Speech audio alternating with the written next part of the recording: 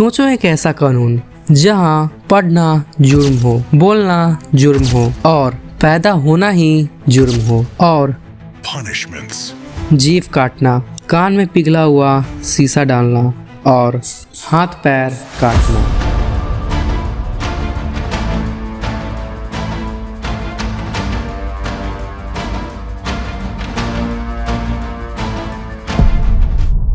मनुस्मृति एक एशियंट धर्मशास्त्र जो बताती थी कौन सा वर्ण क्या करेगा, कौन क्या पढ़ सकता है और किस गलती की क्या सजा होगी। और यहाँ पे प्रॉब्लम ये थी कि ये कानून इक्वालिटी बेस्ड नहीं थी, वर्ण, कास्ट और जेंडर पे बेस्ड था।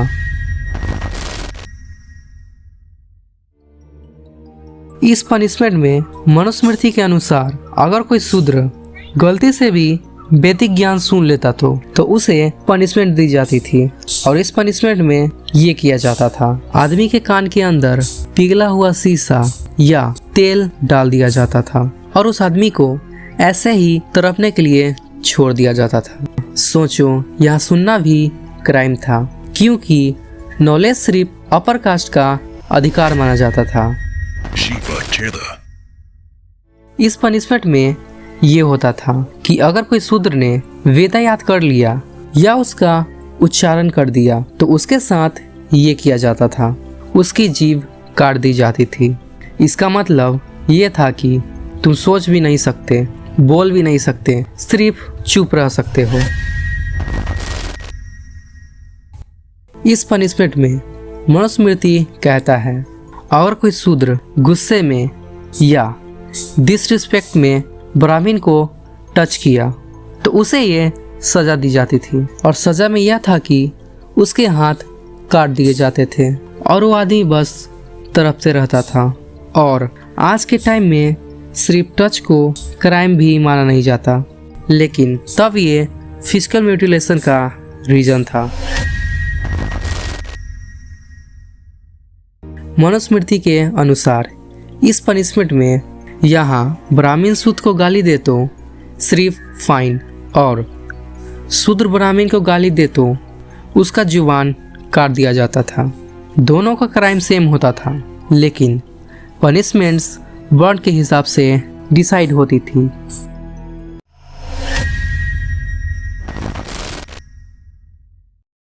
और औरत बचपन में अपने पिता के अंडर रहेगी और शादी के बाद अपने पति के अंडर, और बुढ़ापे में ये अपने बच्चे के अंडर रहेगी। और अगर वो पति के खिलाफ गई तो उसे ये सजा दी जाती थी, उसे बदचलन, पापी, अधर्मी कहा जाता था।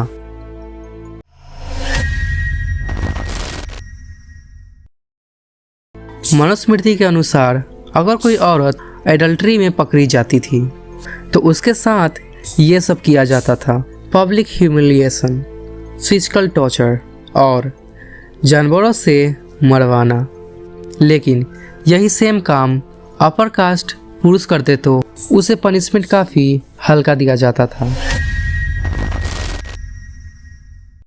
मनुस्मृति के अनुसार अगर कोई व्यक्ति गुरुकुल के नियम तोड़ता या गुरु के खिलाफ जाता या धार्मिक मर्यादाओं को तोड़ता तो उसके साथ ये किया जाता था, उसे एक खौलता हुआ तेल या घी में डाल दिया जाता था। इसका ब्रूटलिटी लेवल इतना था कि स्किन तुरंत जल जाती थी और बॉडी के अंदर के जितने भी ऑर्गन्स थे वो सब डैमेज हो जाते थे। ये पनिशमेंट अक्सर स्लो डेथ की तरह होता था।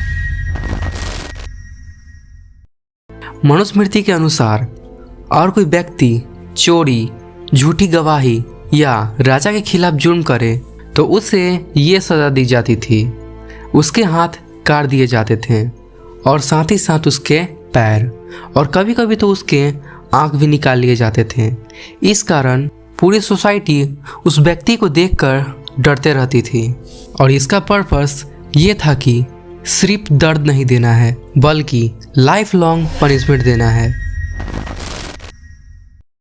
मनुस्मृति के अनुसार और कोई व्यक्ति राजद्रोह करे या धार्मिक व्यवस्था को चैलेंज करे तो उसे एक स्पेयर या शार्प पोल पे जिंदा चढ़ा दिया जाता था और ये पनिशमेंट तुरंत मौत नहीं देती थी बल्कि धीरे धीरे जान लेती थी। और ये पनिशमेंट लोगों के सामने दिया जाता था ताकि डर पब्लिक में भी बना रहे और ऐसी गलती कोई दोबारा नहीं करे।